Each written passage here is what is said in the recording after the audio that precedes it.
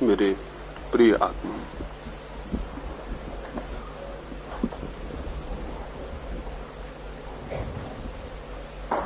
एक मित्र ने पूछा है कि मैंने सत्य को या परमात्मा को पाने की जो विधि बताई है वो सबका निषेध करके और स्वयं को जानने की है। क्या इससे उल्टा नहीं हो सकता है कि हम सब में ही परमात्मा को जानने का प्रयास करें, सर्व में वही है यह भाव करें? इसे थोड़ा समझना उपयोगी होगा। जो व्यक्ति स्वयं में परमात्मा को नहीं जानता है वो सर्व में उसे कभी भी नहीं जान सकता है। जो अभी स्वयं में भी उसे नहीं पहचान पाया वो और किसी में उसे नहीं पहचान पा सकता है। स्वयं का मतलब है जो मैं मेरे निकटतम है, और फिर तो कोई भी होगा तो मुझसे थोड़ा दूर और दूर और दूर होगा, और जब निकटतम मैं हूं उसमें भी मुझे परमात्मा न दिखाई पड़ता हो तो मुझसे जो दूर है उनमें तो कभी भी दिखाई नहीं पड़ सकता है। पहले तो स्वयं में ही जानना होगा, पहले तो जानने वाले में ही जानना होगा।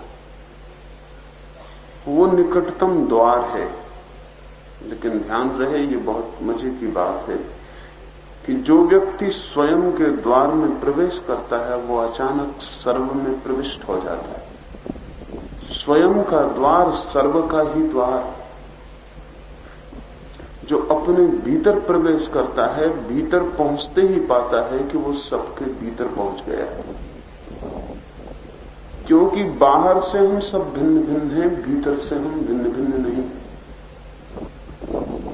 अगर कोई व्यक्ति एक वृक्ष के एक एक पत्ते को बाहर से खोजने जाए तो सभी पत्ते अलग अलग हैं, और अगर एक पत्ते के भी भीतर प्रविष्ट हो जाए तो वो उस वृक्ष की मूलधारा में पहुंच जाएगा जहां सभी पत्ते इकट्ठे। एक एक पत्ते को अलग से देखेगा तो एक एक पत्ता अलग अलग है, लेकिन किसी भी पत्ते को भीतर से जान ले तो वृक्ष की उस मूल धारा में पहुंच जाएगा जहां से सारे पत्ते निकलते हैं और जहां सब पत्ते विलीन हो जाते हैं। यदि हम अपने भीतर उतर जाएं तो हम सर्व के भीतर भी उतर जाते हैं। जब तक हम अपने भीतर नहीं उतरे हैं तभी तक मैं और तू का भेद है, और जिस दिन हम मैं के भीतर उतर जाएंगे उस दिन मैं भी मिट जाता है और तू भी। उस दिन सर्व ही शेष रह जाता है।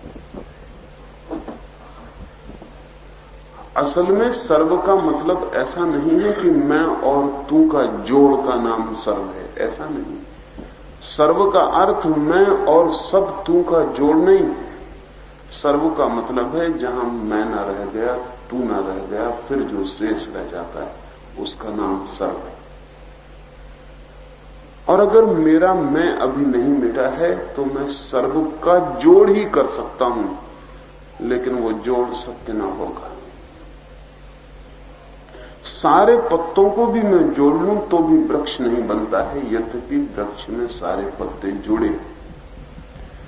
वृक्ष सारे पत्तों के जोड़ से ज्यादा है।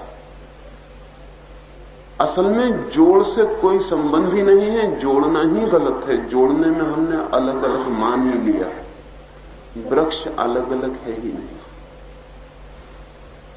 तो जैसे ही हम मैं में उतर जाएं वैसे ही मैं विलीन हो जाता है। स्वयं में उतरते जो सबसे पहली चीज मिटती है वो स्वयं का होना, और जहां स्वयं मिट गया वहां तू भी मिट गया, पराया भी मिट गया, फिर जो शेष रह जाता है वो सर्व। उसे सर्व कहना भी ठीक नहीं है, क्योंकि सर्व शब्द पुरानी मैं की ही भाषा है। इसलिए जो जानते हैं वो उसे सर्व भी ना कहेंगे, क्यों? वो कहेंगे किसका जोड़, कौन सब? तब वे कहेंगे एक ही बच जाता है, लेकिन शायद वे एक कहने में भी हिचकेंगे, क्योंकि एक कहने से दो का ख्याल पैदा होता है। क्योंकि ऐसा लगता है कि अगर एक बच जाता है तो एक का कोई अर्थ ही नहीं होता दो के बिना, दो हो तो ही एक होता है। इसलिए वे जो और समझ पाते हैं वे ये भी नहीं कहते कि एक ही बच जाता, वे कहते हैं अद्वैत बच जाता। बहुत मजे की बात, वे ये कहते हैं कि दो नहीं बचते। वे ये नहीं कहते कि एक बच जाता है, वे कहते हैं दो नहीं बचते। इसलिए अद्वैत, अद्वैत का मतलब है जहां दो नहीं है। ये उल्टे कहने की क्या जरूरत है, सीधा कहो ना कि एक है। लेकिन एक कहने में खतरा है, क्योंकि एक से दो का ख्याल पैदा होता है। और जब हम कहते हैं जहां दो नहीं है, वहां तीन भी नहीं है, वहां एक भी नहीं है, वहां अनेक भी नहीं है, वहां सर्व भी नहीं है। असल में वो जो हमारी देखने की दुनिया थी मैं के रहते, उसकी वजह से विभाजन पैदा हुआ था। अब अविभाज्य जो भी है, अविभाजित, इनडिविजिबल, वो शेष रह जाता है। लेकिन उसे जानने के लिए अगर कोई ऐसा करे, जैसा मेरे मित्र ने पूछा है कि ऐसा अगर करे कि सब में परमात्मा की कल्पना करे, लेकिन वो कल्पना ही होगी और कल्पना सत्य नहीं। मेरे पास एक फकीर को लाया गया था, बहुत दिन हुए। जो लोग उन्हें लाए थे उन्होंने मुझे कहा कि उन फकीर को सब जगह परमात्मा के दर्शन होते हैं। आज 30 वर्षों से निरंतर उन्हें प्रत्येक चीज में परमात्मा के दर्शन होते हैं, फूल में, पौधे में, पत्थर में, सब में। वे उन फकीर को लाए थे। मैंने उन फकीर से पूछा कि आपको ये दर्शन किसी अभ्यास से तो नहीं हुए? अगर अभ्यास से हुए हैं तो दर्शन बड़े झूठे हैं। उन्होंने कहा मैं समझा नहीं। मैंने उनसे कहा क्या आपने कभी सब में परमात्मा को देखने की कल्पना और कामना तो नहीं की? उन्होंने कहा निश्चित 30 वर्ष पहले मैंने वो साधना शुरू की थी कि मैं प्रत्येक चीज में परमात्मा को देखने का प्रयास करता था। पत्थर में भगवान, पौधे में भगवान, पहाड़ में भगवान, सब में भगवान, इसको मैं देखने का प्रयास करता था। फिर मुझे भगवान दिखाई पड़ने लगे। तो मैंने उनसे कहा 3 दिन मेरे पास रुक जाएं और 3 दिन कृपा करके प्रयास ना करें, सब में भगवान है इसका प्रयास ना करें। वे मेरे पास रुक गए हैं और दूसरे दिन सुबह उन्होंने कहा कि आपने तो मुझे बड़ा नुकसान पहुंचाया। 12 घंटे ही मैंने प्रयास नहीं किया है तो मुझे पत्थर पत्थर दिखाई पड़ने लगा है, पहाड़ पहाड़ दिखाई पड़ने लगा। आपने तो मेरा भगवान छीन लिया, आप कैसे आदमी हैं, आपने तो मुझे बड़ा नुकसान पहुंचा दिया। मैंने उनसे कहा कि जो भगवान 12 घंटा अभ्यास छोड़ने से छूट जाता हो वो भगवान नहीं था, सिर्फ अभ्यास का प्रतिफलन था। जैसे कोई आदमी किसी चीज को जोर जोर से दोहराता रहे तो एक भ्रम पैदा कर लेता है। नहीं, पत्थर में भगवान देखने नहीं है, पत्थर में भगवान देखने नहीं है। उस स्थिति में पहुंचना है जहां पत्थर में भगवान के सिवाय कुछ और देखने को शेष ही नहीं रह जाता। ये दोनों भिन्न बातें। पत्थर में भगवान को देखने की कोशिश से पत्थर में भगवान दिखाई पड़ने लगेंगे, लेकिन वे भगवान प्रोजेक्शन से ज्यादा नहीं, वे आपकी ही कल्पना को पत्थर पर आरोपित किया गया है। आपने ही थोप दिया है पत्थर के ऊपर भगवान को। वे भगवान बिल्कुल आपके बनाए हुए, वे भगवान बिल्कुल आपकी कल्पना का विस्तार है। वे भगवान आपके सपने से ज्यादा नहीं, और आप दोहरा दोहरा के सपने को मजबूत करते रहेंगे, बराबर दिखाई पड़ते रहेंगे। लेकिन ये भ्रमजाल में जीना है, ये किसी सत्य में उतर जाना नहीं। हाँ, एक दिन ऐसा जरूर होता है जब स्वयं मिट जाता है व्यक्ति, तब सिवाय भगवान के कोई दिखाई नहीं पड़ता। तब ऐसा नहीं होता कि पत्थर में भगवान है, तब ऐसा होता है कि पत्थर कहां, भगवान ही है। मेरा फर्क समझ रहे हैं आप? तब ऐसा नहीं होता कि पत्थर में, पौधे में भगवान है, पौधा भी है और उसमें भगवान भी है, ऐसा नहीं होता। तब ऐसा होता है कि पौधा कहां गया, पत्थर कहां गया, पहाड़ कहां गया, क्योंकि जो शेष रह गया है वो भगवान ही।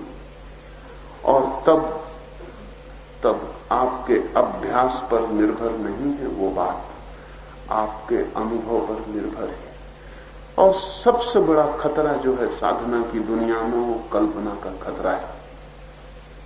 सबसे बड़ा खतरा जो है वो ये है कि हम उन सत्यों की कल्पना भी कर सकते हैं जिन सत्यों का अनुभव होना चाहिए। अनुभव और कल्पना में भी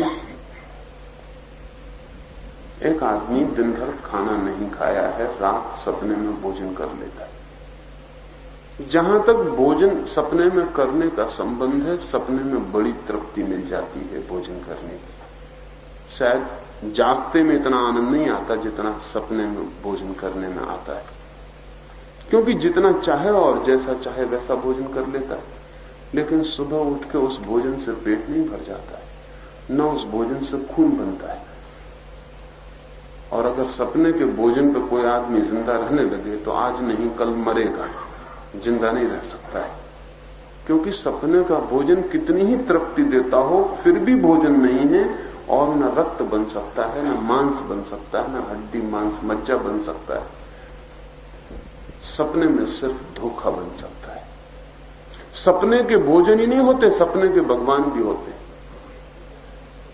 और सपने का मोक्ष भी होता है, और सपने की शांति भी होती है, और सपने के सत्य भी होते हैं। आदमी के मन की सबसे बड़ी क्षमता जो है वो ये है, वो खुद को धोखा दे लेने की क्षमता है। लेकिन उस तरह के धोखे में पड़ने से कोई कभी भी आनंद को, मुक्ति को उपलब्ध नहीं हो सकता। इसलिए मैं आपसे ये नहीं कहता हूं कि आप सब में भगवान देखना शुरू करें। मैं आपसे सिर्फ ये कहता हूं कि आप भीतर देखना शुरू करें कि वहां क्या है। और जब आप भीतर देखना शुरू करेंगे कि वहां क्या है, तो सबसे पहले जो व्यक्ति विदा हो जाएगा वो आप सबसे पहले विदा हो जाएंगे। आप नहीं बचेंगे वहां भीतर।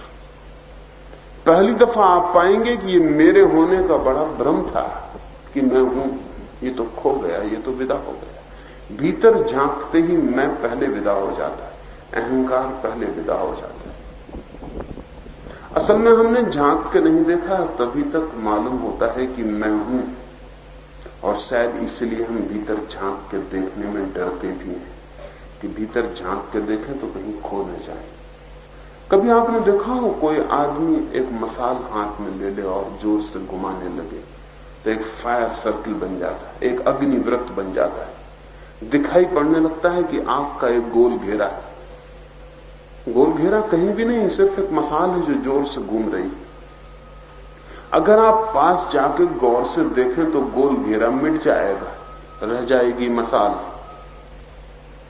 लेकिन तेजी से घूमने की वजह से मसाल गोल घेरा मालूम होती है आग का। दूर से देखने पर लगता है कि आग का व्रत है, गोल घेरा है कहीं भी नहीं, लेकिन दिखाई पड़ता है। लेकिन अगर निकट जाके पहचाने तो पता चलेगा कि जोर से घूमती हुई मसाल है, व्रत झूठ है, अग्निव्रत झूठ है। ऐसे ही ये भीतर अगर हम गौर से जाकर देखेंगे तो पता चलेगा कि मैं बिल्कुल ही झूठ है।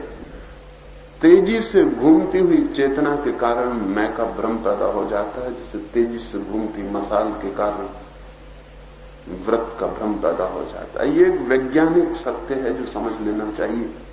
शायद आपको ख्याल भी ना हो कि हमारे जीवन के सारे भ्रम तेजी से घूमने के भ्रम। दीवार ठोस दिखाई पड़ती, पत्थर पड़ा है पैर के नीचे कितना साफ और ठोस, लेकिन वैज्ञानिक कहते हैं कि ठोस पत्थर जैसी कोई चीज है ही नहीं। तब तो हम बड़ी मुश्किल में पड़ जाएंगे। क्या आपको पता है कि वैज्ञानिक मैटर के, पदार्थ के जितने पास गया उतना ही पदार्थ विलीन हो गया। जब तक दूर था तो समझता था पदार्थ है, और सबसे ज्यादा वैज्ञानिक घोषणा करता था कि पदार्थ ही सत्य है। लेकिन अब वैज्ञानिक ही कहता है कि पदार्थ तो है ही नहीं। तेजी से घूमते हुए विद्युत के कण इतनी तेजी से घूम रहे हैं कि उनकी तेजी की घूमने की वजह से ठोसपन का भ्रम पैदा होता है। ठोसपन कहीं भी नहीं। जैसे बिजली का पंखा जोर से घूमता है तो उसकी 3 पखड़ियां दिखाई नहीं पड़ती, फिर कोई गिन के बता नहीं सकता कि पखड़ियां कितनी। और तेजी से घूमे और तेजी से घूमे तो फिर हमें लगेगा कि एक टीम का गोल चक्कर घूम रहा है, फिर पखड़ियां दिखाई ही नहीं पड़ी।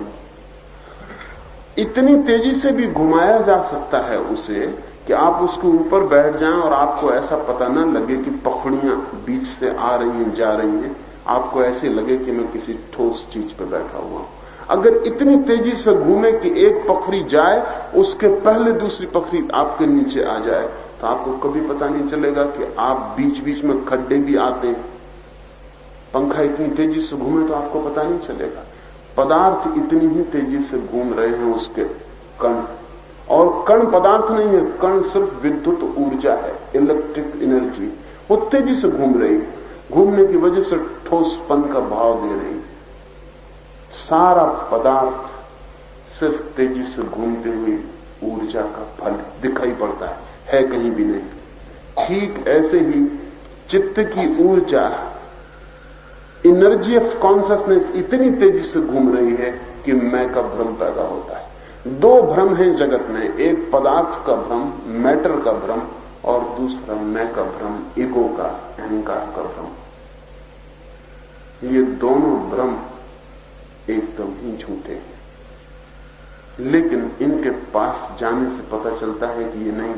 विज्ञान पदार्थ के पास गया तो पदार्थ विलीन हो गया, और धर्म मैं के पास गया तो मैं विदा हो गया। धर्म की खोज है कि मैं नहीं है, और विज्ञान की खोज है कि पदार्थ नहीं है। जितने निकट जाते हैं उतना ही भ्रम टूट जाता है। तो इसलिए मैं कहता हूं, भीतर जाएं, निकट, करीब से भीतर देखें, वहां कोई मैं है। और मैं नहीं कहता कि ऐसा मान लें कि मैं नहीं हूं। अगर मान लिया तो झूठ हो जाएगा। मैं नहीं कहता हूं, मेरी बात अगर मान के आप चल गए और आप ऐसा सोचने लगे कि मैं नहीं हूं, अहंकार झूठ है, मैं तो आत्मा हूं, मैं तो ब्रह्म हूं, अहंकार नहीं है, तो आप गड़बड़ में पड़ गए। क्योंकि आप ये दोहरा रहे हैं तो फिर ये झूठ ही दोहराएंगे आप। मैं ये नहीं कहता हूं कि आप ऐसा दोहराएं, मैं ये कहता हूं आप भीतर जाएं, देखें, पहचानें। जो पहचानता है, देखता है, वो पाता है कि मैं नहीं हूं। फिर कौन? जब मैं नहीं हूं, कोई तो है। मेरे न होने से कोई भी नहीं है, ऐसा नहीं है। क्योंकि भ्रम को जानने के लिए भी कोई तो चाहिए। भ्रम भी पैदा हो जाए इसके लिए कोई तो चाहिए। मैं नहीं हूं, फिर कौन? फिर जो शेष रह जाता है उसका अनुभव ही परमात्मा का अनुभव है, लेकिन उसका अनुभव एकदम विस्तीर्ण हो जाता है। मेरे गिरते ही तू भी गिर जाता है, वह भी गिर जाता है, फिर एक सागर ही रह जाता है चेतना का। उस स्थिति में दिखाई पड़ेगा कि परमात्मा ही है। तब तो शायद ये कहना भी गलत मालूम पड़े कि परमात्मा ही है, क्योंकि ये कहना भी पुनरुक्ति है। जो हम कहते हैं गॉड इज, ईश्वर है, तो हम पुनरुक्ति कर रहे हैं। पुनरुक्ति इसलिए कर रहे हैं कि जो है उसी का दूसरा नाम ईश्वर है का ही दूसरा नाम ईश्वर है। इसलिए ईश्वर है ऐसा एक ही चीज को दोहराना है, ये टोटोलॉजी है। एक ही बात को दोबारा कहना ठीक नहीं है ये बात। ईश्वर है का क्या मतलब? हम है उस चीज को कहते हैं जो नहीं है भी हो सकती हो। हम कहते हैं टेबल है, क्योंकि कल टेबल नहीं हो सकती और कल टेबल नहीं थी। जो चीज नहीं थी फिर नहीं हो सकती, उसको है कहने का कोई मतलब। लेकिन ईश्वर ना तो ऐसा है कि कभी नहीं था और ना ऐसा हो सकता है कि कभी नहीं होगा। उसे है कहने का कोई भी मतलब, वो है ही। असल में जो है उसका ही वो दूसरा नाम है। होने का ही दूसरा नाम परमात्मा है। एग्जिस्टेंस, अस्तित्व का ही दूसरा नाम परमात्मा है।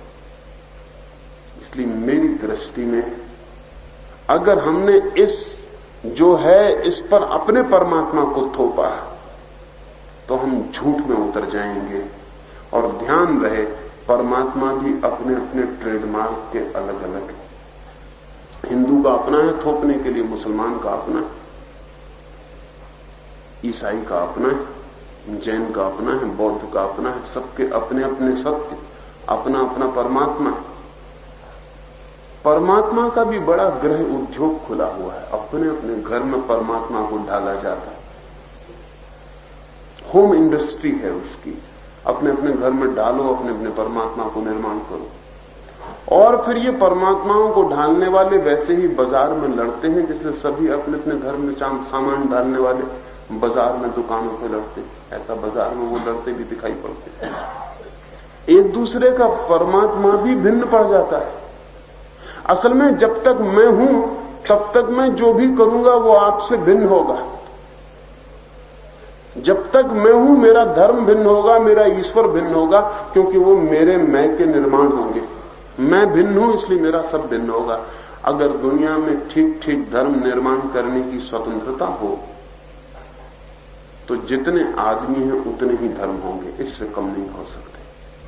वो तो ठीक ठीक स्वतंत्रता नहीं है।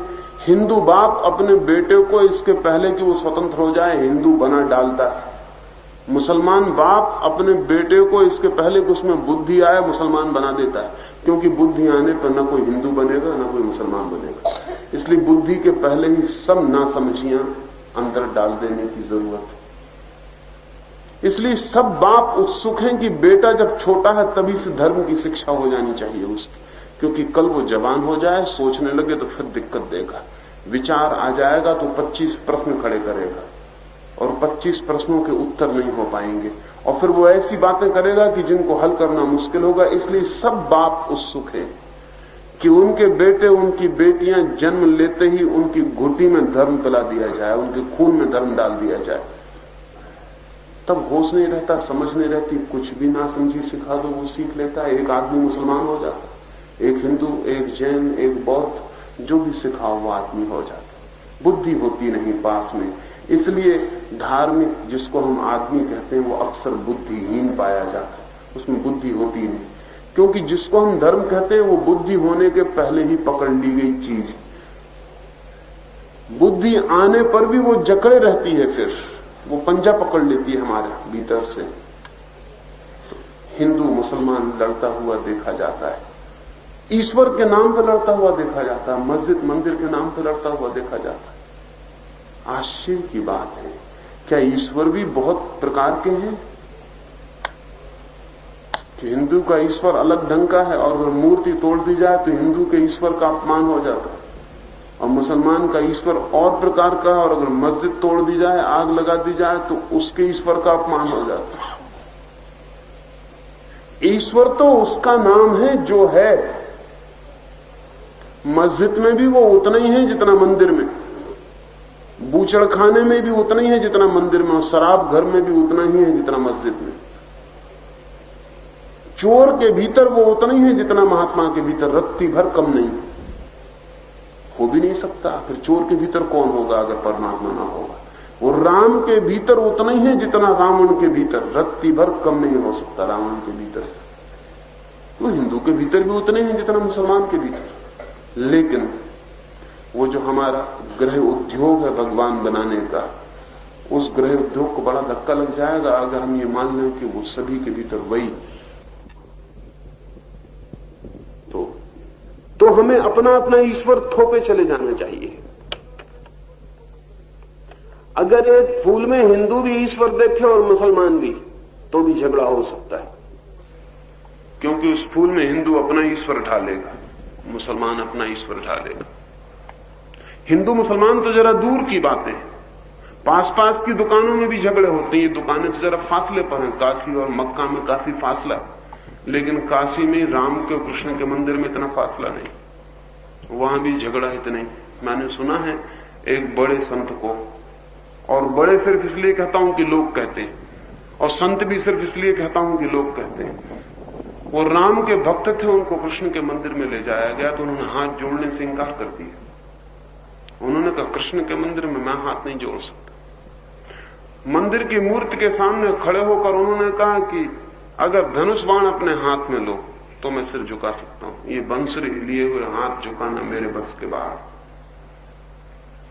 भगवान पर भी भक्त शर्त लगाता है कि इस पोजीशन में, इस ढंग से खड़े हो जाओ तो हम नमस्कार करेंगे। यानी नमस्कार करने के पहले तुम नाचो हमारे इशारे पर, तब हम नमस्कार करेंगे। हमारी नमस्कार पीछे होगी, पहले तुम नमस्कार करो हमको। धनुष बाण हाथ में लो या बांसुरी हाथ में लो, किस आसन में बैठो, किस ढंग से खड़े हो, ये भक्त प्रिस्क्राइब करता है भगवान के लिए। वो बताता है कि ऐसा ऐसा करो तब हम तुम्हें नमस्कार कर सकते हैं। भक्त भी शर्त लगाता है, कंडीशन लगाता है। अब आश्चर्य की बात है कि भगवान को भी मुझे निर्धारित करना है, आपको निर्धारित करना है। लेकिन अब तक जिसको हम भगवान कहते रहे हैं वो आदमियों के द्वारा निर्धारित भगवान है। और जब तक आदमियों के द्वारा निर्धारित भगवान बीच में खड़ा है तब तक हम उसको न जान सकेंगे जो हमारे द्वारा निर्धारित नहीं है। जिसके द्वारा हम निर्धारित हैं उसे हम कभी भी न जान सकेंगे। इसलिए आदमियों के भगवान से मुक्त होना, अगर उस भगवान को जानना हो जो कि है, लेकिन बड़ा कठिन, अच्छे से अच्छे आदमी को भी कठिन। जिसको हम अच्छा आदमी कहते हैं वो और भी मुश्किल से छूट पाता है, वो भी पकड़े रहता है, वो भी नहीं छोड़ता, वो भी बुनियादी नासमझियों को उतने ही जकड़ के पकड़ता है जितना नासमझ आदमी नासमझ माफ किया जा सकता है। लेकिन समझदार को माफ करना एकदम मुश्किल है। अभी खान अब्दुल गफ्फार खां आए, वो सारे मुल्क को समझाते फिरते हिंदू मुस्लिम की एकता की बात, लेकिन वो पक्के मुसलमान हैं, उसमें रत्ती भर कमी नहीं। उनके पक्के मुसलमान होने में रत्ती भर कमी नहीं। उनके मस्जिद में नमाज पढ़ने में कोई सवाल नहीं उठता उनको। वो पक्के मुसलमान और हिंदू मुसलमान की एकता समझा रहे हैं। गांधी जी पक्के हिंदू थे और हिंदू मुसलमान की एकता समझा रहे थे। जैसे गुरु थे वैसे उनके शिष्य, वो पक्के हिंदू थे, वो उनके शिष्य पक्के मुसलमान। और जब तक दुनिया में पक्के हिंदू और पक्के मुसलमान है तब तक एकता हो कैसे सकती? इनको थोड़ा कच्चा करना जरूरी है, तभी एकता हो सकती है। ये पक्के होकर एकता नहीं हो सकती। यही झगड़े की जड़ है, लेकिन ये झगड़े की जड़ नहीं दिखाई पड़ती। ये समझा रहे हैं लोगों को सबको एक हो जाना चाहिए, लेकिन ये नहीं जानते कि एक हो कैसे सकते हैं। जब तक भगवान अलग अलग हैं, जब तक मंदिर अलग अलग हैं, और जब तक प्रार्थनाएं अलग अलग हैं, और सत्य के शास्त्र अलग अलग हैं, और किसी का कुरान पिता है और किसी की गीता माता है, तब तक ये उपद्रव बंद नहीं हो सकता। लेकिन इसको तो हमने पकड़ लिया है कि बिल्कुल सच्ची बात है, और हम कहते हैं कि कुरान की आयत पढ़ो और लोगों को समझाओ कि एक हो जाओ, गीता के वचन पढ़ो और लोगों को समझाओ एक हो जाओ। हमें पता नहीं है कि गीता के वचन और कुरान की आयत झगड़े की जड़ में है। किसी गाय की पूंछ कट जाए तो हिंदू मुस्लिम दंगा हो जाए तो हम कहें कि गुंडों ने दंगा कर दिया। और बड़े मजे की बात है, किसी गुंडे ने नहीं समझाया कि गऊ जो है वो माता है। ये समझा रहे हैं महात्मा कि गऊ माता है, और गऊ माता जब समझा रहे हैं तो झगड़े का आरोपण कर रहे हैं। किस दिन पूंछ कट जाएगी तो गऊ की पूंछ थोड़ी कटती, माता की पूंछ कट गई। अब जब माता की पूंछ कट जाएगी तो झगड़ा शुरू होगा और गुंडे फंस जाएंगे पीछे कि गुंडों ने झगड़ा करवा दिया। सब झगड़े की जड़ में जिनको हम महात्मा कहते हैं वे लोग हैं। और अगर महात्मा झगड़े की जड़ से हट जाएं तो गुंडे तो बहुत निरीह है, वो झगड़ा मगड़ा करने की उनकी सामर्थ्य नहीं। महात्माओं का बल चाहिए पीछे, तब गुंडों में जान आती, तो गुंडों में कोई जान नहीं आती। लेकिन महात्मा बच जाता है, क्योंकि हमें ख्याल ही नहीं है कि महात्मा झगड़े की जड़ में हो सकता है। और झगड़े की जड़ क्या है? झगड़े की जड़ है वो घर घर में पैदा किया गया परमात्मा। तो आप अपने घर के परमात्मा से बचने की कोशिश करना। आपके घर में आप परमात्मा नहीं ढाल सकते, और ढाला हुआ निपट धोखा होगा। तो मैं नहीं कहता हूं कि आप परमात्मा का आरोपण करें। आप क्या करेंगे? परमात्मा के नाम से करेंगे क्या आरोपण? अगर कृष्ण का भक्त देखेगा तो बस ये देखेगा कि झाड़ में बांसुरी बजाने वाले भगवान छिपे, और धनुर्धारी भगवान वाला धनुर्धारी को देखेगा, और कोई कुछ और देखेगा, कोई कुछ और देखेगा। ये जो देखना है ये हमारी ही इच्छाएं, हमारी ही विचार को थोपना है। ऐसा भगवान नहीं है। हमारे विचार इच्छाओं को थोपने से उसका पता नहीं चल सकता। हमें तो मिटना ही पड़ेगा। अपने सब विचार, अपने सब आरोपण लेके डूब ही जाना पड़ेगा। हमें तो खत्म ही होना पड़ेगा। दोनों बातें एक साथ नहीं हो सकती। मेरे रहते भगवान का अनुभव असंभव है। मुझे विदा होना ही पड़ेगा, तभी उसका अनुभव हो सकता है। ये दोनों एक साथ नहीं होगा। मैं रहते हुए भगवान के द्वार पर प्रवेश नहीं पा सकता हूं। मैंने एक कहानी सुनी है कि एक आदमी सब कुछ छोड़ के भगवान के द्वार पर पहुंच गया। सब कुछ छोड़कर, धन छोड़कर, पत्नी छोड़कर, मकान छोड़कर, बच्चे छोड़कर, समाज छोड़कर, सब छोड़कर भगवान के द्वार पर पहुंच गया। लेकिन द्वारपाल ने हाथों से रोक लिया और कहा कि अभी भीतर मत आ जाना, जाओ पहले छोड़कर आओ। उस आदमी ने कहा मैं सब छोड़कर आ रहा हूं। द्वारपाल ने कहा मैं को तो कम से कम जरूर सांस ले आए। और सबसे हमें कोई मतलब नहीं, हमें सिर्फ मैं से मतलब। तुम कहते हो मैं सब छोड़कर आ रहा हूं, हमें सबसे कोई मतलब नहीं, हमें तो मैं से मतलब। जाओ मैं छोड़कर आओ। वो आदमी कहता है मेरे पास तो कुछ भी नहीं है, मेरी झोली बिल्कुल खाली है, ना धन है, ना पत्नी, ना बच्चे, कोई भी मेरे पास नहीं है। वो द्वारपाल कहता है कम से कम तुम्हारी झोली में तुम तो हो, उसे छोड़कर आओ। ये द्वार बंद है उनके लिए जो मैं को लेकर आते, वो द्वार सदा से बंद है। लेकिन मैं को हम कैसे छोड़ दें? अगर हम छोड़ने की कोशिश करेंगे तो मैं कभी भी छूटने वाला नहीं है, क्योंकि मैं कैसे छोड़ूंगा? मैं को मैं कैसे छोड़ूंगा? मैं ही मैं को कैसे छोड़ूंगा? ये तो हो ही नहीं सकता। ये तो ऐसा ही है जैसे कोई अपने जूतों के बंदों से अपने को उठाने की कोशिश करे तो मुश्किल में पड़ जाए। मैं को कैसे छोड़ूंगा? सब छोड़ने के पीछे मैं फिर बच जाऊंगा। तो यहां तक हो सकता है कि एक आदमी कहने लगे कि मैंने सब अहंकार छोड़ दिया, मेरे पास अहंकार ही नहीं, मगर इसके पास भी मैं है। अहंकार छोड़ने का भी अपना अहंकार है। तो क्या करे आदमी? बहुत मुश्किल की बात है। मुश्किल की बात नहीं है, इसलिए मैं छोड़ने को नहीं कहता हूं, मैं आपसे कुछ भी करने को नहीं कहता हूं, क्योंकि सब करने से मैं ही मजबूत होता है। तो मैं तो सिर्फ भीतर जाके जानने को कहता हूं कि देखें मैं कहां है। अगर होगा तो छोड़ने का कोई उपाय नहीं है ही तो छोड़ेंगे क्या? और अगर नहीं है तब भी छोड़ने का कोई उपाय नहीं, क्योंकि जो नहीं है उसको छोड़ेंगे कैसे? तो भीतर जाएं और देखें, खोजें वहां मैं है या नहीं। और इतना मैं कहता हूं कि जो भीतर जाकर देखता है वो एकदम हंसने लगता है। वो कहता है मैं तो हूं ही नहीं। तब कौन रह जाता है? तब जो रह जाता है उसका नाम परमात्मा है। और जो मेरे न होने पर रह जाता है, क्या वो आपसे अलग होगा? जब मैं ही न रहा तो अलग करने वाला कौन होगा?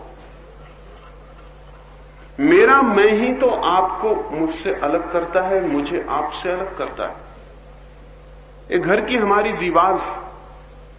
घर की दीवार आकाश को दो हिस्सों में विभाजित करती है, ऐसा दीवार को भ्रम होता है। हालांकि आकाश दो हिस्सों में विभाजित होता नहीं, आकाश अविभाजित। चाहे कितनी ही सख्त दीवार बनाओ, कितनी ही ठोस, लेकिन मकान के भीतर का आकाश और मकान के बाहर का आकाश दो चीजें नहीं है, एक ही चीज है।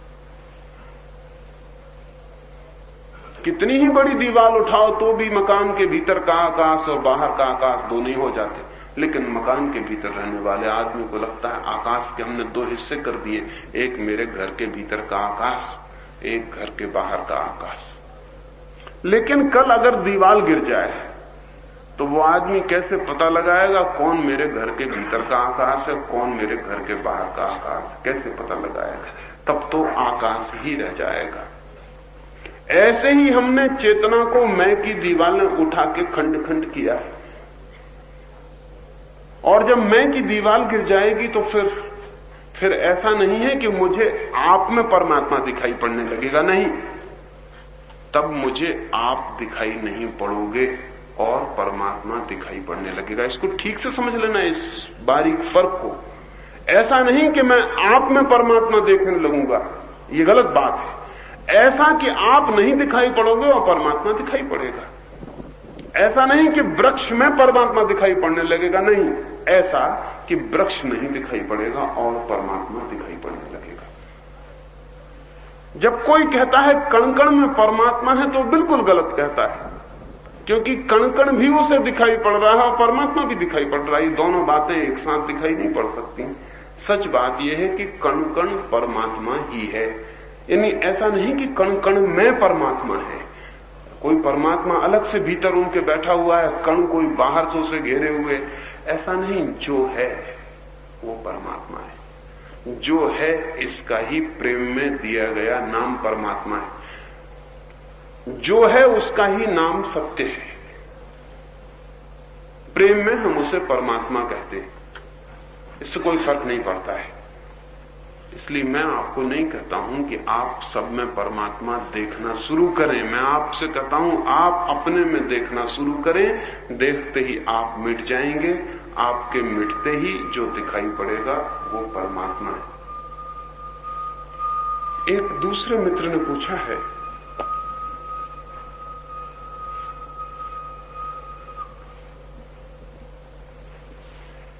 कि यदि ध्यान से समाधि में जाया जा सकता है और समाधि से परमात्मा को जाना जा सकता है, तो फिर आजकल के मंदिरों में जाना व्यर्थ है और उन्हें हटा देना चाहिए। मंदिरों में जाना तो व्यर्थ है, हटाने की कोशिश भी उतनी ही व्यर्थ है। जिनमें भगवान है ही नहीं उनको हटाने की झंझट में भी किसी को नहीं पड़ना चाहिए। वो बेचारे जहां हैं उन्हें हटाने का क्या सवाल है। और अक्सर ये दिक्कत होती है, जैसे कि मोहम्मद ने लोगों से कहा कि मूर्ति में परमात्मा नहीं, तो मुसलमानों ने सोचा कि मूर्तियों को मिटा डालना चाहिए। और तब एक बड़े मजे का काम शुरू हुआ दुनिया में। एक तरफ मूर्ति को बनाने वाले पागल हैं और दूसरी तरफ मूर्ति को मिटाने वाले पागलों की जमात खड़ी हो गई। अब मूर्ति को बनाने वाला मूर्ति को बनाने में परेशान है और मूर्ति को मिटाने वाला दिन रात इस उधड़बुन में लगा है कि मूर्ति को कैसे मिटा दे। अब कोई पूछे कि मोहम्मद ने यह कब कहा था कि मूर्ति के तोड़ देने में भगवान है? मूर्ति में ना होगा, लेकिन मूर्ति के तोड़ देने में ही ये किसने कहा? और अगर मूर्ति के तोड़ देने में भगवान है तो फिर मूर्ति के होने में भी क्या कठिनाई है? उसमें भी भगवान हो सकता है। अगर ना होगा तो तोड़ने में कैसे हो जाएगा? मैं नहीं कहता हूं कि मंदिरों को हटा देना चाहिए। मैं ये कहता हूं कि इस सत्य को जानना चाहिए कि वो सब जगह है, और जब हम इस सत्य को जानेंगे तो सब कुछ ही उसका मंदिर हो जाएगा। तब मंदिर और गैर मंदिर को अलग करना मुश्किल होगा। तब जहां हम खड़े होंगे वहां उसका मंदिर होगा, जहां आंख उठाएंगे वहां उसका मंदिर होगा, जहां बैठेंगे वहां उसका मंदिर होगा। तब दुनिया में तीर्थ न रह जाएंगे, क्योंकि पूरी दुनिया उसका तीर्थ होगी। तब उसकी अलग अलग मूर्तियां ढालना व्यर्थ हो जाएगा, क्योंकि सब जो भी है उसकी ही मूर्ति होगी। तो मैं जो कह रहा हूं वो ये नहीं कह रहा हूं कि जाके मंदिर मिटाने में लगे या मंदिर हटाने में लगे, या किसी को समझाने जाएं कि मंदिर मत जाओ, क्योंकि मैंने ये कभी नहीं कहा कि मंदिर में भगवान नहीं है। मैं सिर्फ ये कह रहा हूं कि जो मंदिर में ही देखता है उसे भगवान का कोई पता नहीं। जिसे भगवान का पता होगा उसे तो सब जगह भगवान होगा। मंदिर में भी नहीं मंदिर है वहां भी। तब वो फर्क कैसे करेगा कि कौन सा मंदिर है और कौन सा मंदिर नहीं है? क्योंकि मंदिर हम उसे कहते हैं जहां भगवान है, और अगर सब जगह भगवान है तो सभी जगह मंदिर है। फिर अलग से मंदिर बनाने की जरूरत न रह जाएगी, और मंदिर तोड़ने की भी कोई जरूरत न रह जाएगी। अक्सर ये भूल हो जाती है, अक्सर ये भूल होती है कि चीजों को समझने की जगह हम उल्टी चीज को समझने की कोशिश शुरू कर देते हैं, बजाय इसके कि हम समझें कि मैं क्या कह रहा हूं, किसको हटाना है, किसको तोड़ना है, किसको मिटाना है। इसमें हम ज्यादा उत्सुक हो जाते हैं क्या है उसे समझने की, और ये निरंतर भूल होती रही। आदमी ने जो बुनियादी भूलें की हैं उनमें एक ये है कि जब भी उसे कुछ कहा जाता है तब वो तत्काल न मालूम क्या सुन लेता है जो कहा ही नहीं गया था। अब मुझे कोई मंदिर का दुश्मन समझ सकता है, लेकिन मुझसे ज्यादा मंदिर को प्रेम करने वाला आदमी पाना मुश्किल है। ये मैं क्यों कहता हूं? ये मैं इसलिए कहता हूं कि मैं तो सारी पृथ्वी को ही मंदिर देखा जा सके, सब कुछ मंदिर हो सके, इसकी फिक्र में लगा हूं। लेकिन मेरी बात सुन के कोई ये समझ सकता है कि वो जो छोटे छोटे मंदिर बने उनको मिटा दो तो सब काम पूरा हो जाएगा। उनको मिटा देने से काम पूरा नहीं हो जाएगा, सारे जीवन को मंदिर बना लेने से काम पूरा होगा। और वो दोनों आदमी गलत है। जो मंदिर में ही भगवान को देख रहा है वो ये गलती कर रहा है कि शेष में वो किसको देख रहा है, मंदिर के बाहर किसको देख रहा है। मंदिर उसका बड़ा छोटा है और भगवान बड़ा विराट है, और इसलिए छोटे छोटे मंदिरों में समा नहीं सकता। और फिर दूसरा आदमी मंदिरों को तोड़ने में लग जाए कि मंदिरों को हटाओ, मंदिरों को मिटाओ, तब भगवान को देख सकेंगे। इतने छोटे छोटे मंदिर ना तो भगवान का आवास बन सकते हैं और ना इतने छोटे छोटे मंदिर भगवान को देखने में बाधा बन सकते हैं। ध्यान रखें, उनका छोटा होना इतना छोटा है कि न तो वो उसका घर बन सकते हैं और न उसका कारागृह बन सकते हैं कि उनको मिटाओ तो भगवान मुक्त हो जाए। समझने की आवश्यकता है। मैं क्या कह रहा हूं? मैं ये कह रहा हूं कि अगर हम ध्यान में प्रवेश करते हैं तो ही हम मंदिर में प्रवेश करते हैं, क्योंकि ध्यान ही एक मंदिर है जिसकी कोई दीवार नहीं है, और ध्यान ही एक मंदिर है जहां प्रवेश पाते ही व्यक्ति मंदिर में प्रविष्ट हो जाता है। और ध्यान में जो जीने लगता है वो 24 घंटे मंदिर में ही जीने लगता है, और जो ध्यान में नहीं जीता है वो मंदिर में भी जाके क्या करेगा? जिसको हम मंदिर कहते हैं वहां भी क्या करेगा?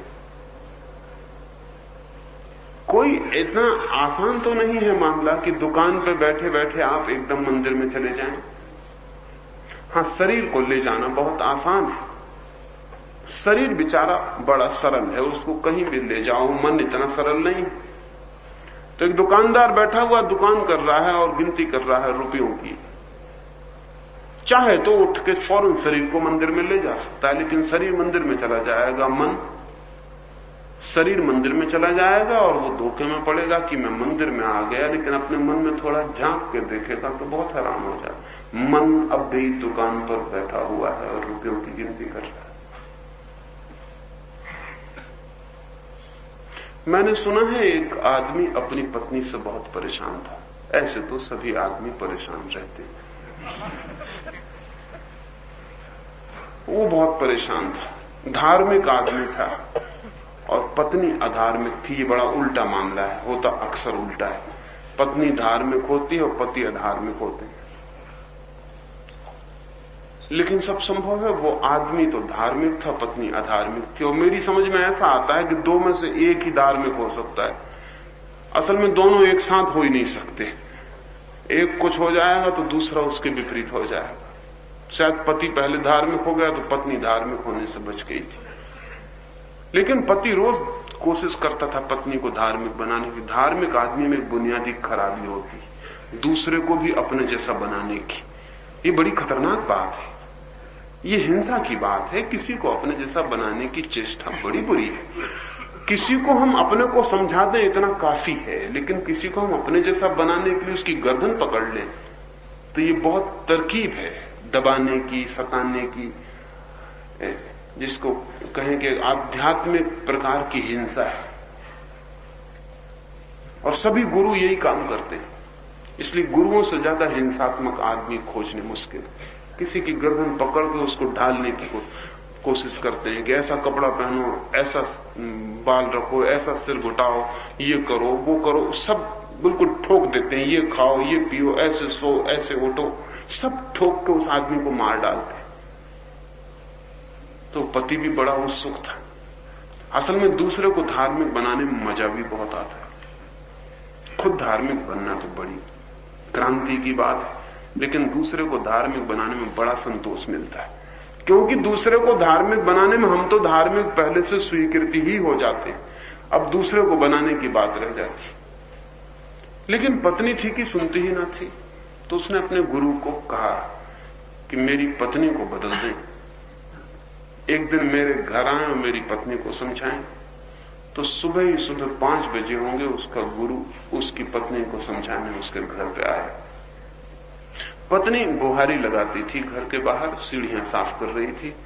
गुरु ने उसे वहीं रोका और कहा कि मैंने सुना तुम्हारे पति कहते हैं कि तुम बड़ी अधार्मिक हो, पूजा नहीं करती हो, प्रार्थना नहीं करते हो, घर में मंदिर बनाया पति ने, उसमें जाती नहीं हो। सुबह 5 बजे हैं, पति मंदिर में बैठे हुए हैं जाके, पत्नी बाहर साफ कर रही है बुहारी से। उस पत्नी ने कहा कि मेरे पति भी कभी मंदिर में गए हो ऐसा मुझे याद नहीं आता। पति मंदिर में था ही, आग भड़क गई। धार्मिक आदमी को आग बड़े जल्दी भड़कती, और मंदिर में जो बैठे उनकी आग भड़काना तो इतना आसान है जिसका कोई हिसाब नहीं। पता नहीं वो आग छिपाने के लिए वहां बैठे रहते हैं, क्या करते हैं। धार्मिक आदमी इतना क्रोधी हो जाता है जिसका कोई हिसाब नहीं। एक आदमी घर में धार्मिक हो जाए, सारे घर में उपद्रव हो जाता है। उसकी आग बढ़ गई, अपना मंत्र पूरा भी कर रहा था तो उसने जल्दी जल्दी पूरा किया कि क्या सरासर झूठ हो रहा, मैं मंदिर में हूं और मेरी पत्नी द्वार के बाहर मेरे गुरु से कह रही कि वो कभी मंदिर में गए हो, ऐसा मुझे मालूम नहीं। गुरु ने कहा क्या कहती हो, वो तो निरंतर मंदिर में जाते हैं। तो पति ने वहां जोर जोर से राम राम की रट लगाई, जिसमें कि गुरु बाहर से मिले। उसने कहा देखो वो इतने जोर से राम राम की रट लगा रहे। उसकी पत्नी ने कहा कि इस रट से आप भी धोखे में आते हैं, हद हो गई। जहां तक मैं समझती हूं रट तो वो लगा रहे हैं, लेकिन जहां तक मैं समझती हूं मंदिर वो नहीं गए, वो एक चमार की दुकान पे गए हुए और जूते खरीद रहे। पति की तो हद हो गई, गुस्से की सीमा के बाहर हो गई बात। मंत्र छोड़ के बाहर दौड़ा हुआ आया और क्या सरासर झूठ हो रहा है, मैं मंदिर में बैठा प्रार्थना कर रहा हूं। उसकी पत्नी ने कहा थोड़ा और गौर से देखें, सच में आप प्रार्थना कर रहे थे, जूते की दुकान पर जूता नहीं खरीद रहे थे, झगड़ा नहीं हो गया था जूते वाले से?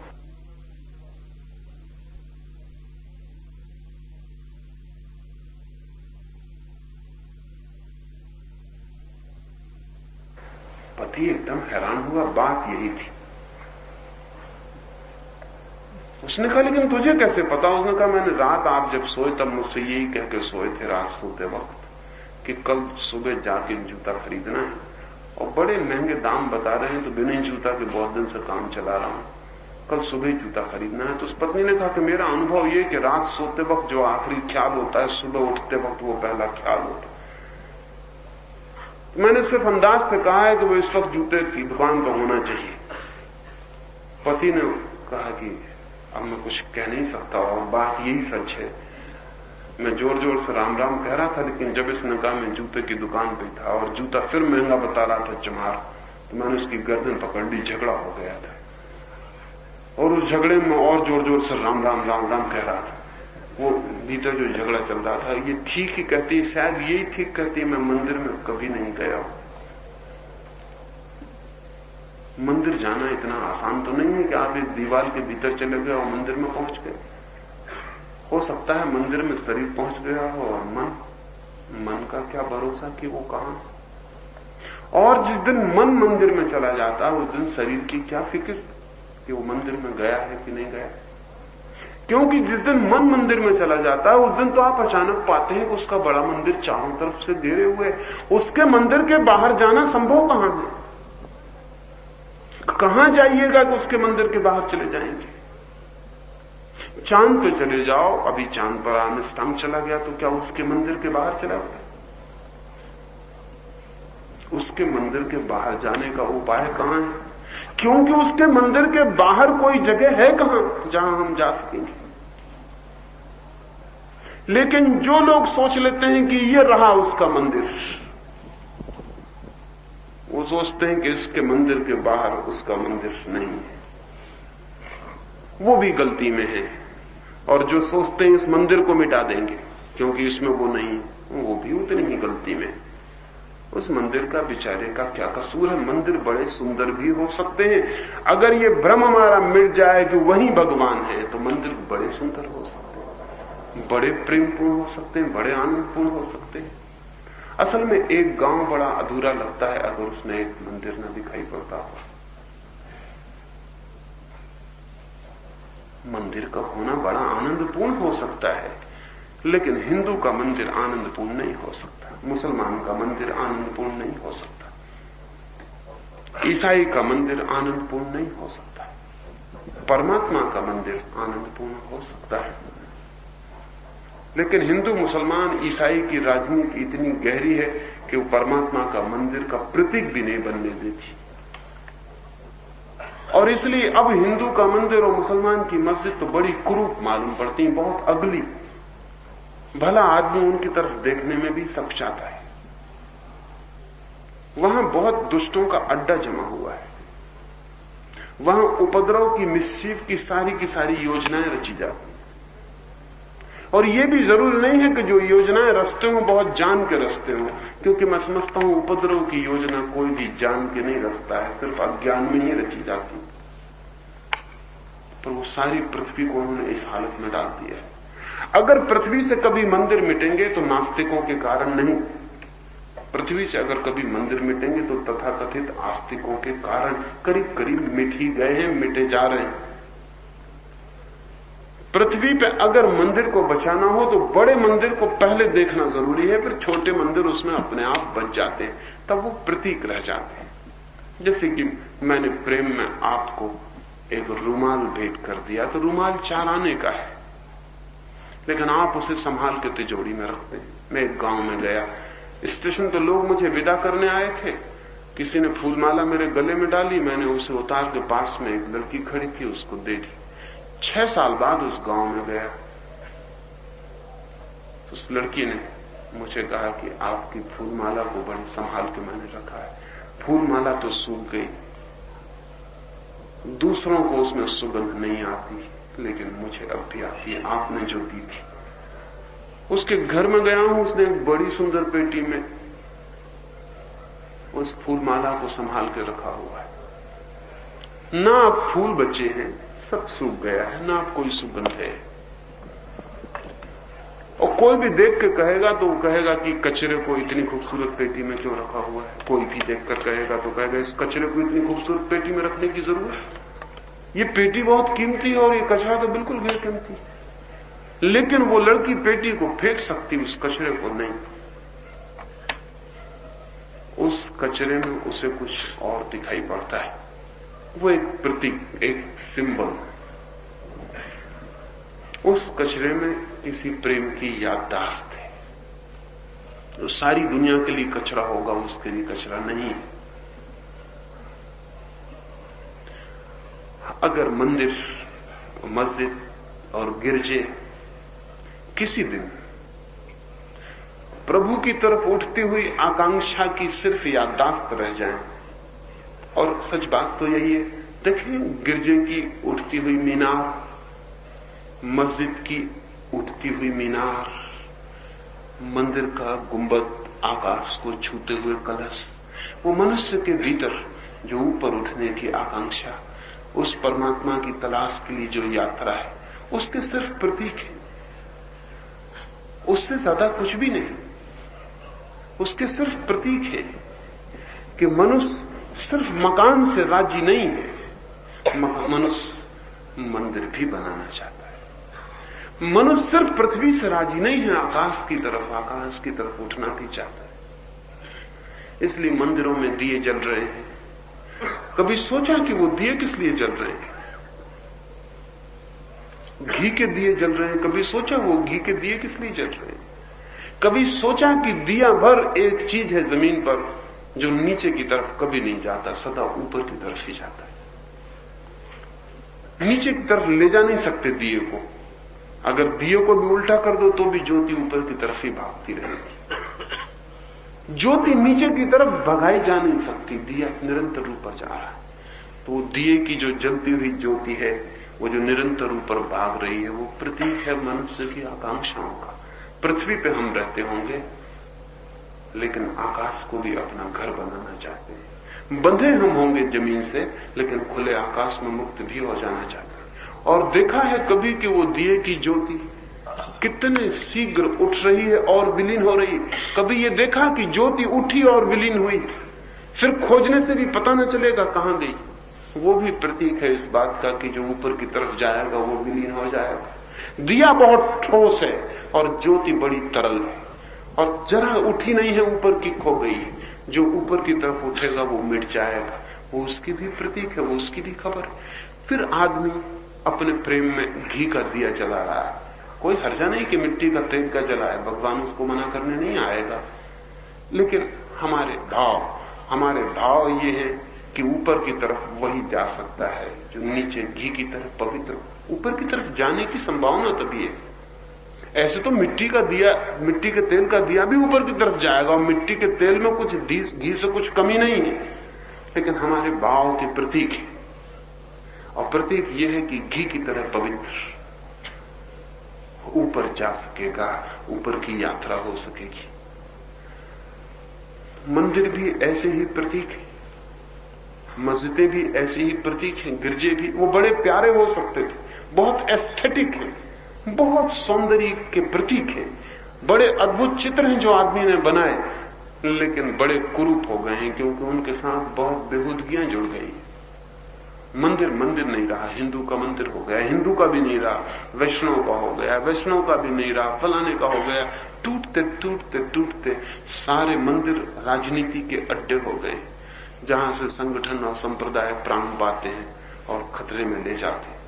और धीरे धीरे सब दुकानें हो गए हैं जहां शोषण चलता है और जहां के न्यस्त स्वार्थ।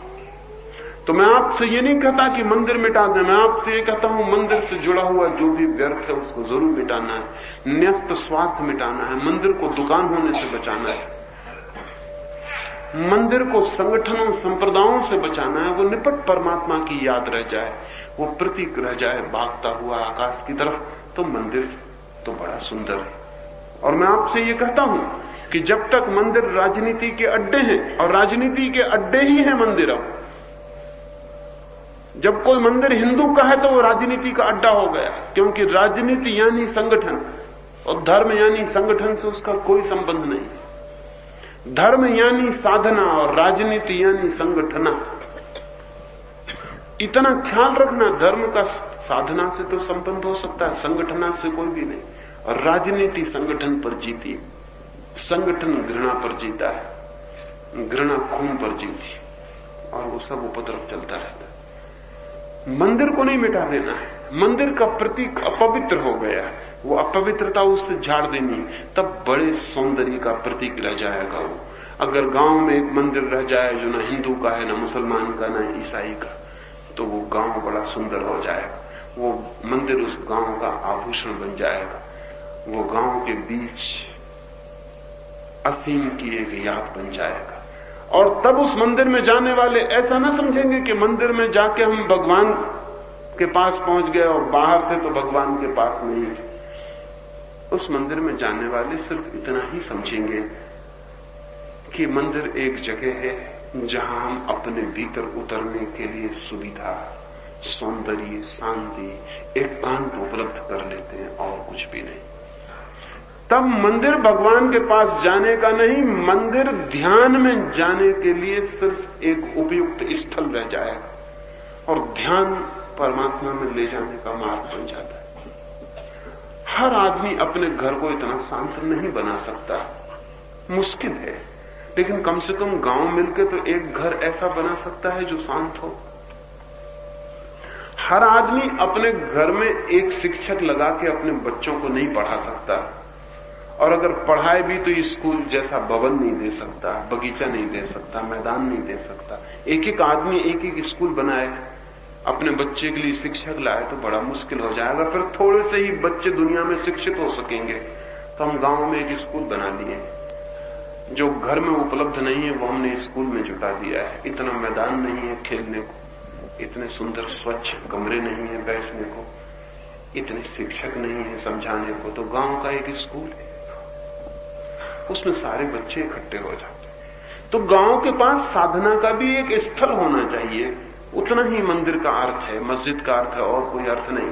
लेकिन अब वो साधना के स्थल नहीं रह गए, अब वो उपद्रव के स्थल हो गए हैं, जहां से झगड़े और आग फैलती। तो मंदिर को नहीं मिटा देना है, मंदिर उपद्रव न रह जाए इसकी जरूर फिक्र करनी है। और मंदिर धर्म के हाथ में आ जाए, हिंदू और मुसलमान के हाथ में न रह जाए, इसकी भी जरूर फिक्र करनी है। और जिस गांव के बच्चे उतनी ही सरलता से मस्जिद में जा सकते हो जितनी सरलता से मंदिर में, उतनी ही सरलता से गिरजे में जा सकते हो जितनी सरलता से किसी और शिवालय में, वो गांव धार्मिक गांव है। उस गांव के लोग भले, उस गांव के माँ बाप अपने बच्चों के दुश्मन नहीं है, उस गांव के माँ बाप अपने बच्चों को प्रेम करते हैं। और उस गांव के माँ बाप एक बुनियाद रख रहे हैं कि उनके बच्चे कभी नहीं लड़ेंगे। उस गांव के माँ बाप कहते हैं मस्जिद भी उसका घर है, मंदिर भी उसका घर है, जाओ जहां तुम्हें शांति मिले वहां बैठो, वहां उसे खोजो। घर तो सब कुछ उसका ही है, लेकिन एक दफा उसकी झलक मिल जाए, उसके लिए भीतर जाओ, कहीं भी जाओ, उस दिन दुनिया में ठीक ठीक मंदिर बन सकेगा। अब तक वो नहीं बन सका है, इसलिए मैं कोई मंदिर मिटाने वालों में से नहीं हूं। मैं तो ये कह रहा हूं कि मंदिर मिटा दिए गए हैं और जो मंदिर के रक्षक मालूम हो रहे हैं वे ही मंदिर के मिटाने वाले हैं। लेकिन कब हमें ये दिखाई पड़ेगा कहना कठिन। और तब कई दफे उल्टा ख्याल हो जाता है, ऐसा ख्याल हो जाता है कि मैं कोई मंदिर को मिटाने वाले लोगों में से हूं। मुझे मंदिर को मिटाने से क्या प्रयोजन हो सकता है? हाँ, मंदिर के पास जो जो गैर मंदिर जैसा इकट्ठा हो गया वो विदा जरूर हो जाना चाहिए, उसकी चेष्टा में जरूर रत होना उचित है।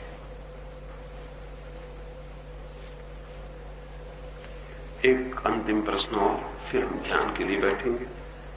एक मित्र ने सुबह की चर्चा के बाद पूछा है कि क्या कुछ आत्माएं शरीर छोड़ने के बाद भटकती रह जाती हैं?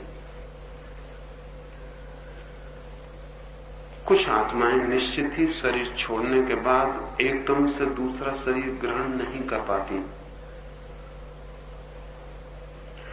उसका कारण है, और उसका कारण शायद आपने कभी न सोचा होगा कि ये कारण हो सकता है। दुनिया में अगर हम सारी आत्माओं को विभाजित करें, सारे व्यक्तित्वों को, तो वो 3 तरह के मालूम पड़ेंगे। एक तो अत्यंत निकृष्ट, अत्यंत हीन चित्त के लोग, एक अत्यंत उच्च, अत्यंत श्रेष्ठ, अत्यंत पवित्र किस्म के लोग, और फिर बीच की एक वीर जो दोनों का तालमेल है, जो बुरे और भले को मिल मिला के चलती है। जैसे कि अगर डमरू हम देखें तो डमरू दोनों तरफ चौड़ा है और बीच में पतला होता है। डमरू को उल्टा कर लें, दोनों तरफ पतला और बीच में चौड़ा हो जाए तो हम दुनिया की स्थिति समझ लेंगे। दोनों तरफ छोर और बीच में मोटा, डमरू उल्टा। इन छोरों पर थोड़ी सी आत्माएं हैं। निकृष्टतम आत्माओं को भी मुश्किल हो जाती है नया शरीर खोजने में, और श्रेष्ठ आत्माओं को भी मुश्किल हो जाती है नया शरीर खोजने में। बीच की आत्माओं को जरा भी देर नहीं लगती, यहां मरे नहीं वहां नई यात्रा शुरू हो गई।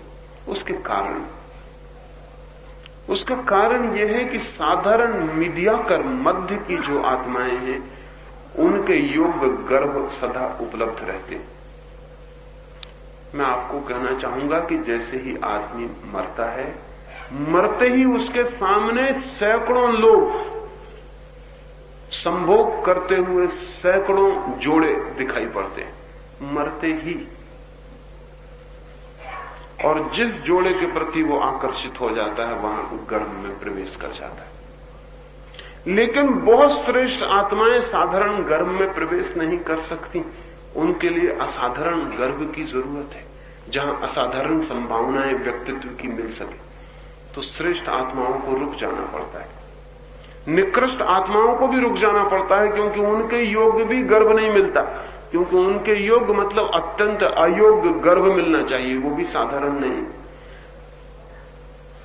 तो श्रेष्ठ और निकृष्ट दोनों को रुक जाना पड़ता है। साधारण जन एकदम जन्म ले लेता है, उसके लिए कोई कठिनाई नहीं है, उसके लिए निरंतर बाजार में गर्भ उपलब्ध है, वो तत्काल किसी गर्भ के प्रति आकर्षित हो जाता है। सुबह मैंने वार्दों की बात की थी। वार्दों की प्रक्रिया में मरते हुए आदमी को यह भी कहा जाता है कि अभी तुझे सैकड़ों जोड़े भोग करते हुए, संभोग करते हुए दिखाई पड़ेंगे। तू जरा सोच के, जरा रुक के, जरा ठहर के गर्भ में प्रवेश करना, जल्दी मत करना। थोड़ा ठहर के किसी गर्भ में जाना, एकदम मत चले जाना। जिससे कोई आदमी बाजार में खरीदने गया है सामान, पहली दुकान पर ही प्रवेश कर जाता है। शोरूम में जो भी लटका हुआ दिखाई पड़ जाता है वही आकर्षित कर लेता है। लेकिन बुद्धिमान ग्राहक 10 दुकान भी देखता है, उलट पलट करता है, भाव ताव करता है, खोजबीन करता है, फिर निर्णय करता है। नासमझ जल्दी से पहले ही जो उसकी आंख में पड़ जाती है चीज, वही चला जाता है। तो बार्दों की प्रक्रिया में मरते हुए आदमी से कहा जाता है कि सावधान, जल्दी मत करना, जल्दी मत करना, खोजना, सोचना, विचारना, जल्दी मत करना, क्योंकि सैकड़ों लोग निरंतर संभोग में रत हैं। सैकड़ों जोड़े उसे स्पष्ट दिखाई पड़ते हैं और जो जोड़ा उसे आकर्षित कर लेता है, और वही जोड़ा उसे आकर्षित करता है जो उसके योग गर्भ देने के लिए क्षमतावान होता है। तो श्रेष्ठ और निकृष्ट आत्माएं रुक जाती हैं, उनके लिए प्रतीक्षा करनी पड़ती है जब उनके योग गर्भ मिले। निकृष्ट आत्माओं को उतना निकृष्ट गर्भ दिखाई नहीं पड़ता जहां वे अपनी संभावनाएं पूरी कर सके। श्रेष्ठ आत्मा को भी नहीं दिखाई पड़ता। निकृष्ट आत्माएं जो रुक जाती हैं उनको हम प्रेत कहते हैं, श्रेष्ठ आत्माएं जो रुक जाती हैं उनको हम देवता कहते हैं। देवता का अर्थ है वे श्रेष्ठ आत्माएं जो रुक गई, और प्रेत का अर्थ है, भूत का अर्थ है वे आत्माएं जो निकृष्ट होने के कारण रुक गई। साधारण जन के लिए निरंतर गर्भ उपलब्ध है, वो तत्काल मरा और प्रवेश कर जाता है। क्षण भर की भी देरी नहीं लगती, क्षण भर की भी देरी नहीं लगती। यहां समाप्त नहीं हुआ और वहां वो प्रवेश करने लगता है। ये उन्होंने ये भी पूछा है कि ये जो आत्माएं रुक जाती हैं, क्या वे किसी के शरीर में प्रवेश करके उसे परेशान कर सकती हैं? इसकी भी संभावना है, क्योंकि वे आत्माएं जिनको शरीर नहीं मिलता, शरीर के बिना बहुत पीड़ित होने लगती हैं। निकृष्ट आत्माएं शरीर के बिना बहुत पीड़ित होने लगती। श्रेष्ठ आत्माएं शरीर के बिना अत्यंत प्रफुल्लित हो जाती। ये फर्क ध्यान में रखना चाहिए, क्योंकि श्रेष्ठ आत्मा शरीर को निरंतर ही किसी न किसी रूप में बंधन अनुभव करती है और चाहती है कि इतनी हल्की हो जाए कि शरीर का बोझ भी न रह जाए। अंततः वो शरीर से भी मुक्त हो जाना चाहती है, क्योंकि शरीर भी एक कारागृह मालूम होता है। अंततः उसे लगता है कि शरीर भी कुछ ऐसे काम करवा लेता है जो न करने योग्य है, इसलिए वो शरीर के लिए बहुत मोहग्रस्त नहीं होता। निकृष्ट आत्मा शरीर के बिना एक क्षण नहीं जी सकती, क्योंकि उसका सारा रस, सारा सुख शरीर से ही बंधा होता है। शरीर के बिना कुछ आनंद लिए जा सकते हैं। जैसे समझे एक विचारक, तो विचारक का जो आनंद है वो शरीर के बिना भी उपलब्ध हो जाता है, क्योंकि विचार का शरीर से कोई संबंध नहीं। तो अगर एक विचारक की आत्मा भटक जाए, शरीर न मिले, तो उस आत्मा को शरीर लेने की कोई तीव्रता नहीं होती, क्योंकि विचार का आनंद तब भी लिया जा सकता है। लेकिन समझो कि एक भोजन करने में रस लेने वाला आदमी है, तो शरीर के बिना भोजन करने का रस असंभव है। तो उसके प्राण बड़े छटपटाने लगते हैं कि वो कैसे प्रवेश कर जाए, और उसके योग्य गर्भ न मिलता हो तो वो किसी कमजोर आत्मा में, कमजोर आत्मा से मतलब ऐसी आत्मा जो अपने शरीर की मालिक नहीं है, उस आत्मा में, उस शरीर में वो प्रवेश कर सकता है, किसी कमजोर आत्मा की भय की स्थिति में। और ध्यान रहे, भय का एक बहुत गहरा अर्थ है। भय का अर्थ है जो सिकोड़ दे।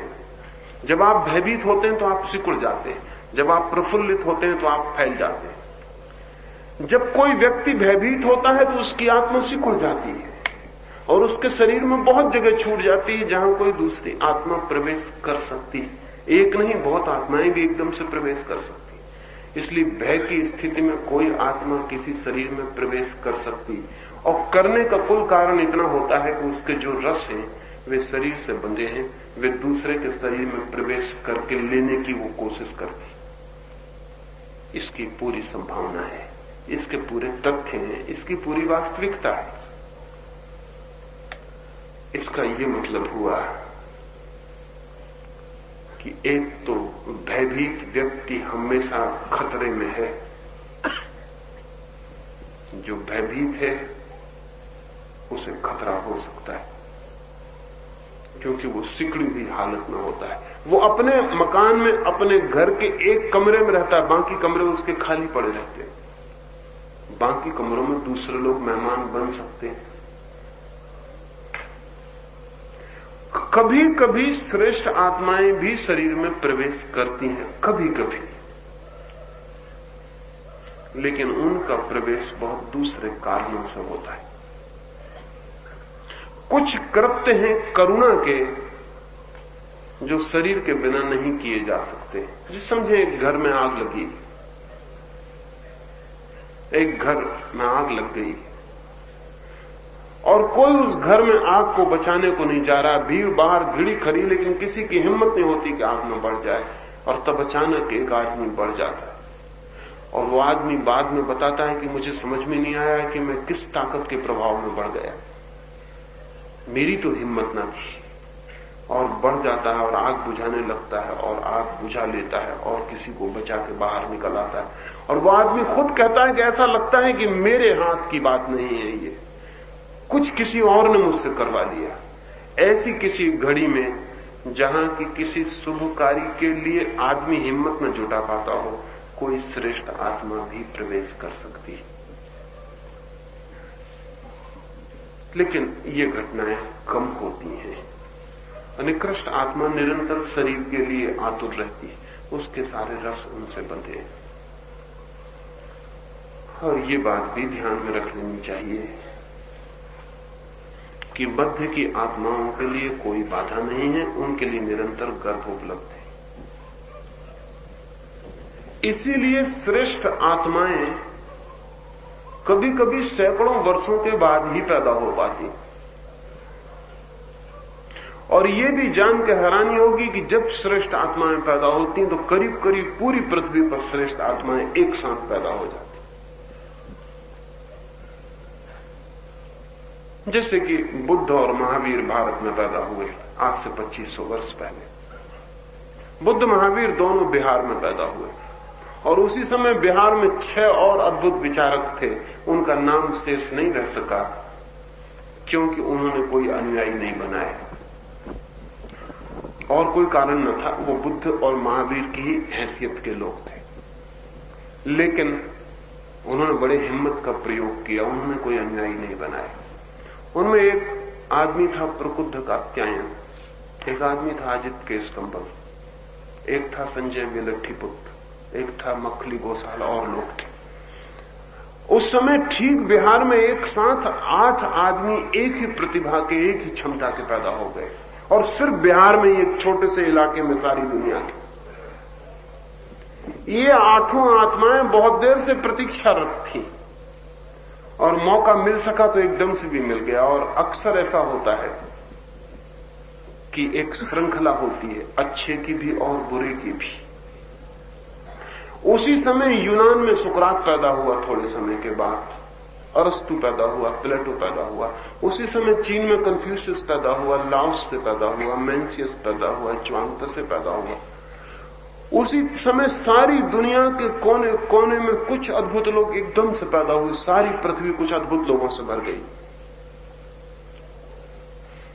ऐसा प्रतीत होता है कि ये सारे लोग प्रतीक्षारत थे इनकी आत्माएं, और एक मौका आया और गर्भ उपलब्ध हो सके। और जब गर्भ उपलब्ध होने का मौका आता है तो बहुत से गर्भ एक साथ उपलब्ध हो जाते हैं। जैसे कि फूल खिलता है, एक फूल का मौसम आया है, एक फूल खिला और आप पाते हैं कि दूसरा खिला और तीसरा खिला। फूल प्रतीक्षा कर रहे थे और खिल गए। सुबह हुई, सूरज निकलने की प्रतीक्षा थी और कुछ फूल खिलने शुरू हुए, कलियां टूटी, इधर फूल खिला उधर फूल खिला। रात भर से फूल प्रतीक्षा कर रहे थे, सूरज निकला और फूल खिल गए। ठीक ऐसा ही निकृष्ट आत्माओं के लिए भी होता है।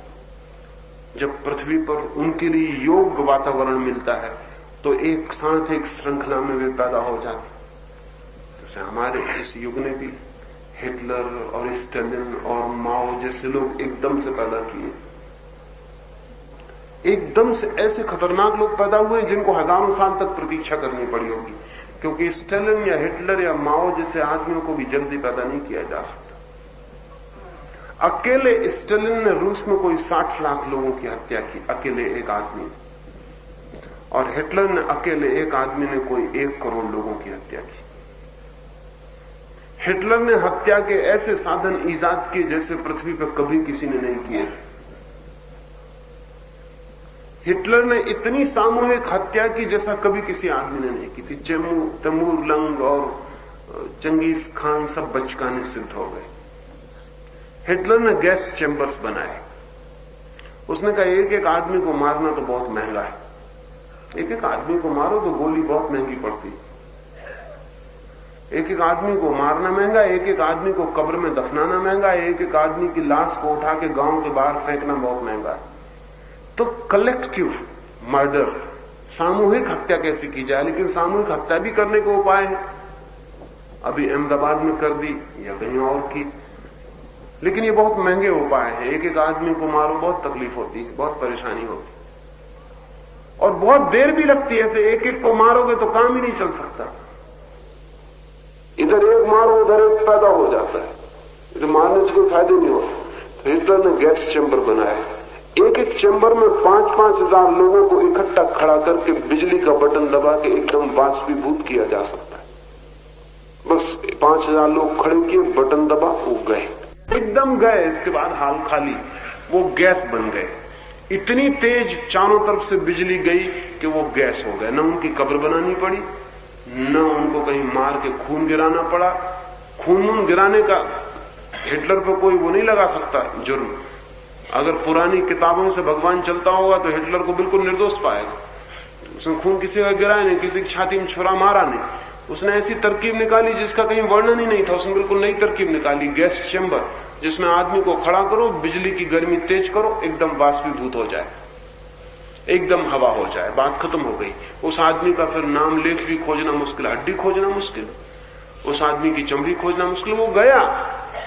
पहली दफा हिटलर ने इस तरह आदमी उड़ाया जैसे पानी को गर्म करके बाप बनाया जाता। पानी कहां गया पता लगाना मुश्किल, ऐसा खो गए आदमी। ऐसे गैस चैम्बर बना के उसने 1 करोड़ आदमियों को अंदाजन गैस चैम्बर में उड़ा दिया। ऐसे आदमी को जल्दी जन्म मिलना बड़ा मुश्किल, और अच्छा ये कि नहीं मिलता तो बहुत कठिनाई हो जाए।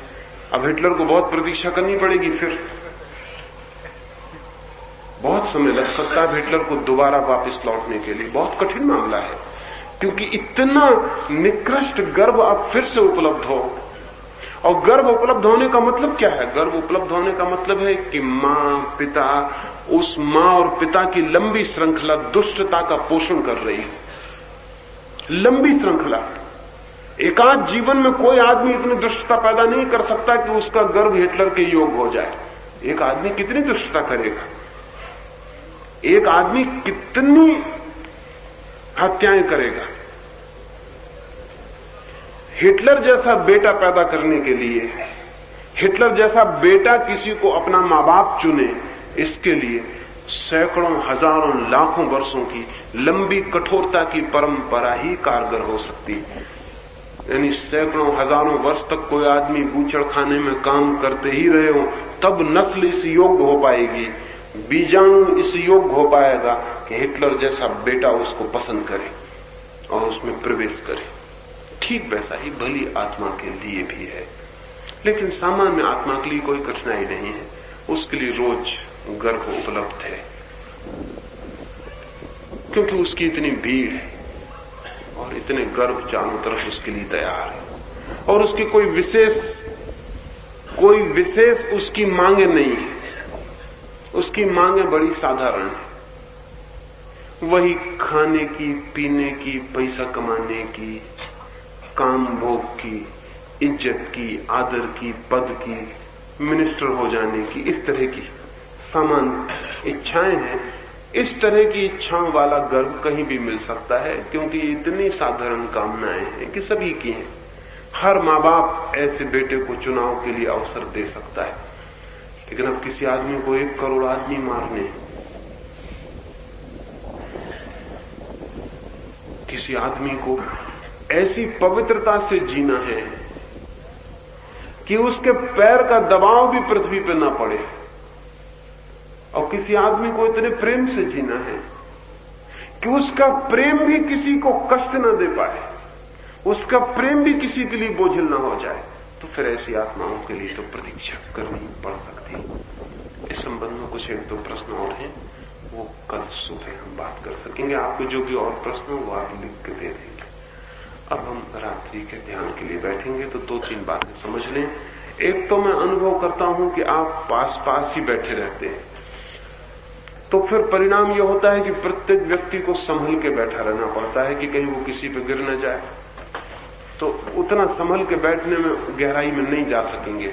इसलिए पहला काम तो ये करें कि फासले पर हो जाएं। धूल में बैठना उतना बुरा नहीं है जितना पास बैठना। धूल में बैठ जाएं उसका कोई हर्ज नहीं, ऊपर दहलान में चले जाएं, लेकिन आवाज ना करें, चुपचाप हट जाएं।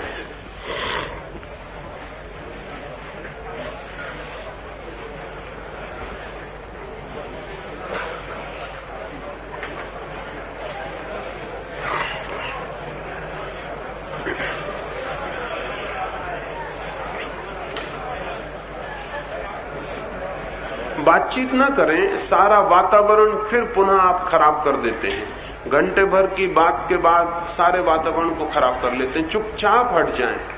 हटने में बातचीत का कोई सवाल ही नहीं है। हटने से बातचीत का क्या संबंध है? पैर से काम ले लें और हट जाएं।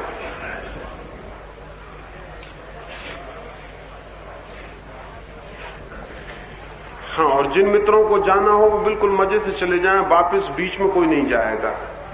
और कल के जो मित्र हों, अगर वो बदल के आए हों तो ठीक है, नहीं तो वो चुपचाप विदा हो जाएं।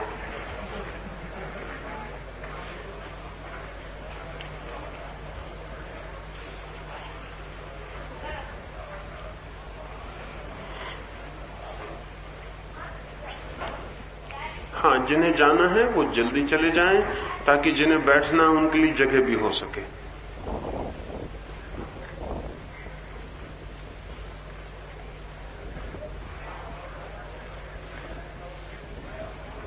और दर्शक की तरह न कोई बैठेगा और न कोई खड़ा रहेगा। दर्शक की यहां कोई जरूरत नहीं है। हाँ, ये जो बच्चे ऊपर सीढ़ियों पर बैठे हैं, ये पास से हटे, वहां से अलग अलग बैठ जाएं। दूरी पर बैठे, यहां बैठने का ऐसा कोई फायदा नहीं होगा। फासले पर बैठे, नीचे इकट्ठे मत बैठे। और पास बैठने में तुम्हारा खतरा भी है, तुम बात करोगे, थोड़ा हटो वहां से।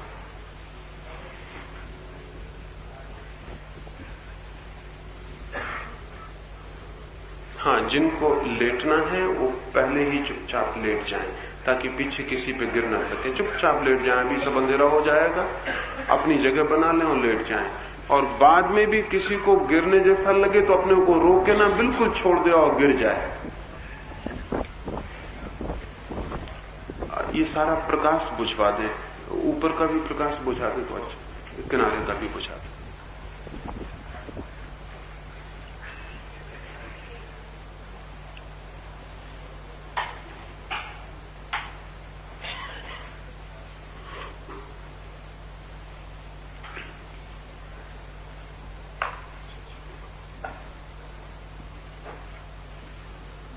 ये इस ओर भी लाइट जलता है, इसको बुझा दो।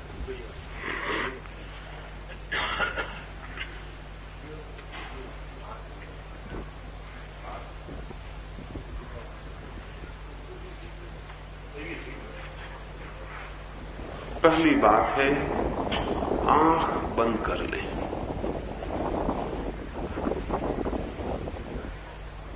आंख बंद कर लें और वहां द्वार पर जो लोग इकट्ठे हैं या तो चले जाएं या चुप हो जाएं। आंख बंद कर लें। शरीर को ढीला छोड़ दें।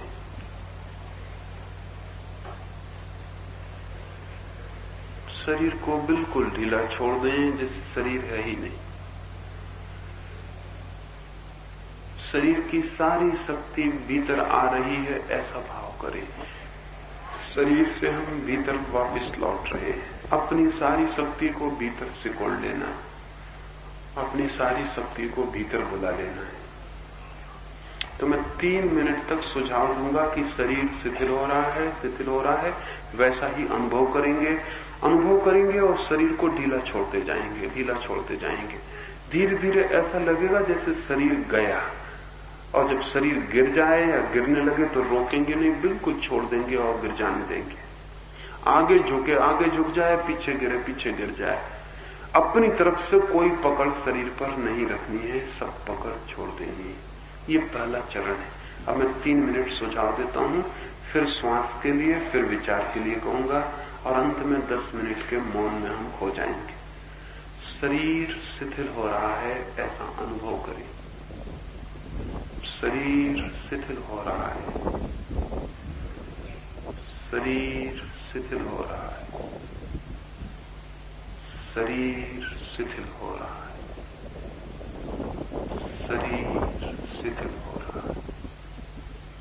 छोड़ दें, शरीर जैसे है ही नहीं, अपनी सारी पकड़ छोड़ दें। शरीर शिथिल हो रहा है, शरीर शिथिल हो रहा है, शरीर शिथिल हो रहा है, शरीर बिल्कुल शिथिल हो रहा है। छोड़ दें, शरीर पर सारी शक्ति छोड़ दें, जैसे शरीर मर ही गया, कोई प्राण न रहे। हम तो भीतर सरक गए, शरीर में प्राण कैसे रह जाएंगे? हम तो भीतर सरक आए, शरीर बिल्कुल खोल की तरह रह गया। शरीर शिथिल हो रहा है, शरीर शिथिल हो रहा है, शरीर शिथिल हो रहा है, शरीर शिथिल हो रहा है, शरीर शिथिल हो रहा है, शरीर शिथिल होता जा रहा है।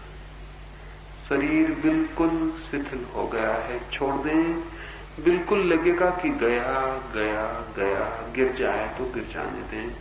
शरीर शिथिल हो रहा है, शरीर शिथिल हो रहा है, शरीर शिथिल हो रहा है, शरीर शिथिल होता जा रहा है, शरीर शिथिल हो रहा है, शरीर बिल्कुल शिथिल होता जा रहा है, जैसे मर ही गए, जैसे शरीर है ही नहीं।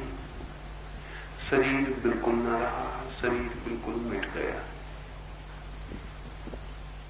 श्वास भी शिथिल छोड़ दें, श्वास शांत हो रही है, श्वास शांत हो रही है। अनुभव करें, श्वास शांत होती जा रही है, श्वास शांत हो रही है, श्वास शांत हो रही है, श्वास शांत होती जा रही है। अनुभव करें, श्वास शांत होती जा रही है, श्वास शांत हो रही है, श्वास शांत हो रही है, श्वास शांत हो गई, श्वास बिल्कुल शांत हो गई है। छोड़ दें, शरीर को भी, श्वास को भी छोड़ दें। श्वास शांत हो गई, विचार भी शांत होता जा रहा है, विचार शांत होता जा रहा है, विचार शांत हो रहा है। अनुभव करें, विचार बिल्कुल शांत होता जा रहा है, शांत, विचार शांत हो रहा है, विचार शांत हो रहा है। भीतर भाव करें, विचार शांत होता जा रहा है, शरीर शिथिल हो गया, श्वास शांत हो गई, विचार शांत हो गए, भीतर सब शून्य हो गया।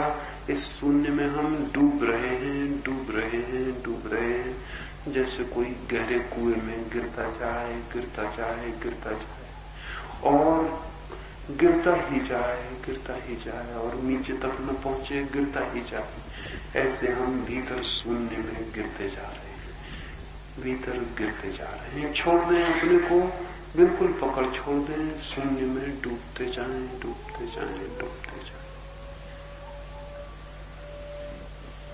फिर भीतर सिर्फ चेतना रह जाएगी, एक ज्योति की तरह जली, जो देख रही है, भीतर जान रही है, जो सिर्फ दृष्टा है, साक्षी है। अब सिर्फ साक्षी भाव रखें, देखते रहें भीतर।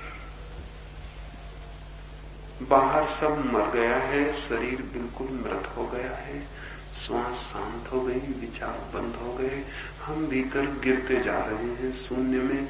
देखते रहें, देखते रहें, देखते रहें, देखते देखते और गहरी शांति और गहरा शून्य प्रकट हो जाएगा। उसी देखते देखते में मैं भी खो जाएगा, बस सिर्फ एक प्रकाश से ज्योति भर शेष रह जाएगी।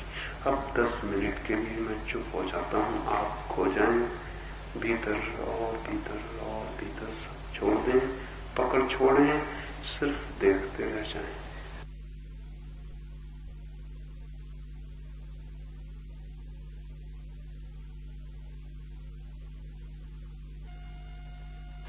10 मिनट के लिए दृष्टा भाव, साक्षी भाव में रह जाए।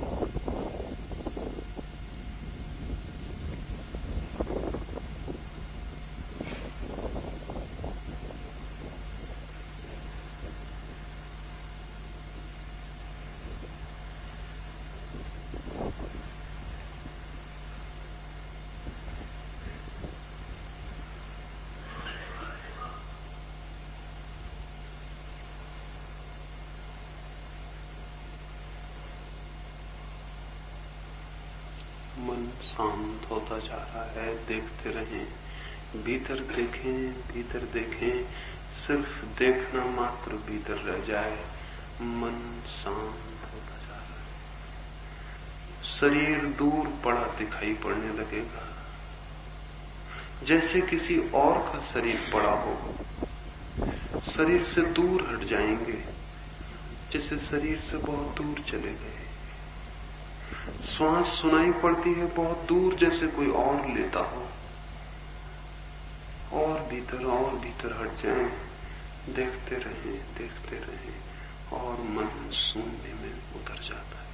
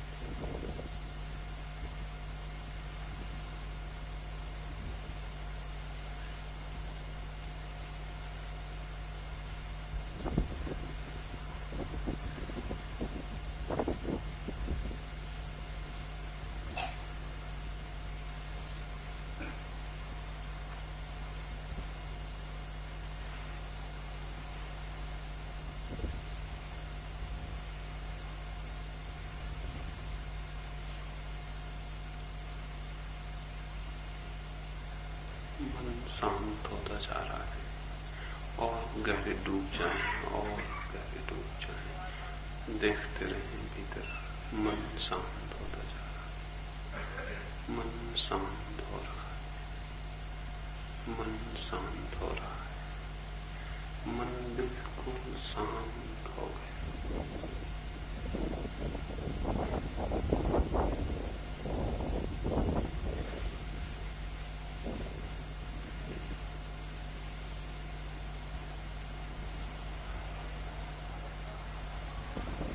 शरीर तो दूर रह गया है, शरीर जैसे मर ही गया है।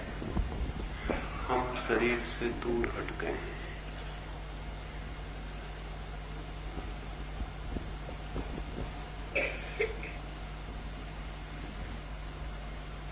छोड़ दें, बिल्कुल छोड़ दें, जरा भी पकड़ न रखें भीतर, जैसे मर ही गए।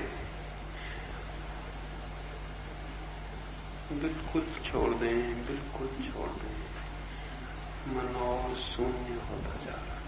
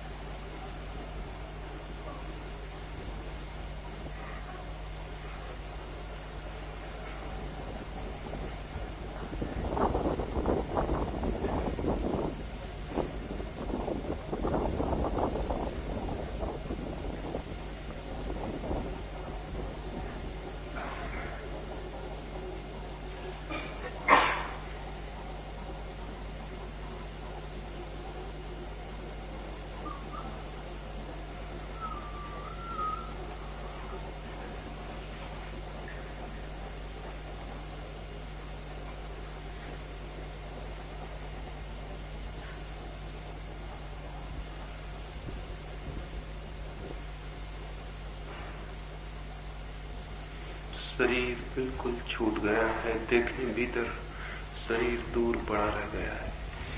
हम शरीर से बहुत दूर निकल आए। मन बिल्कुल शांत हो गया। देखें भीतर, मैं तो बिल्कुल मिट गया हूं। मैं बिल्कुल मिट गया है। शेष रह गई है चेतना, सिर्फ जानना शेष रह गया और सब मिट गया है।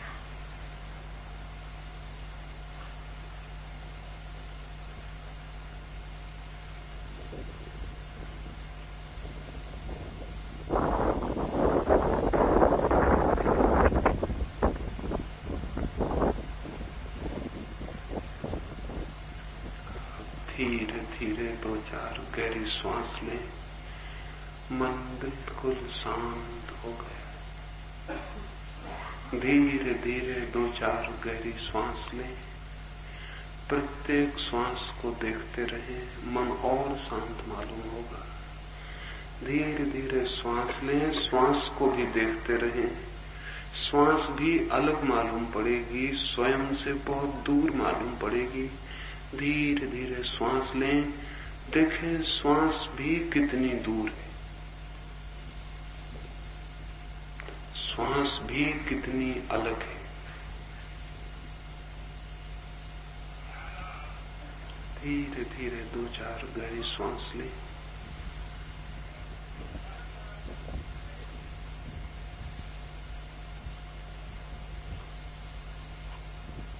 फिर धीरे धीरे आंख खोलें। धीरे धीरे आंख खोलें, न तो कोई जल्दी उठे, और अगर आंख न खुलती हो तो भी जल्दी न खोले। फिर 2-4 गहरी सांस ले और धीरे धीरे आंख खोले और 1 मिनट आंख खोल के बाहर देखते रहे।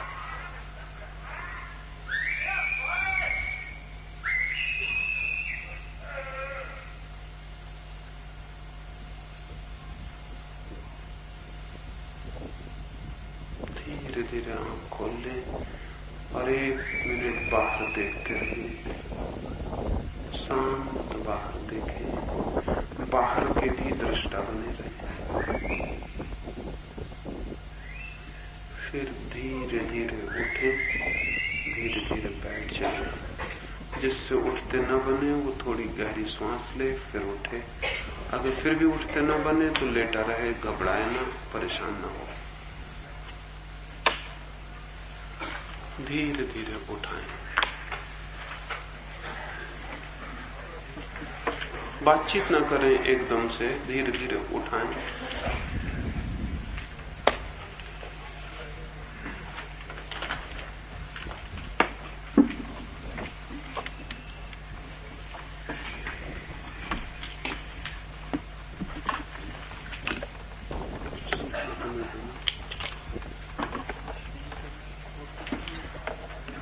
सुबह की बैठक यहीं 8:30 बजे होगी, रात की बैठक हमारी पूरी होगी।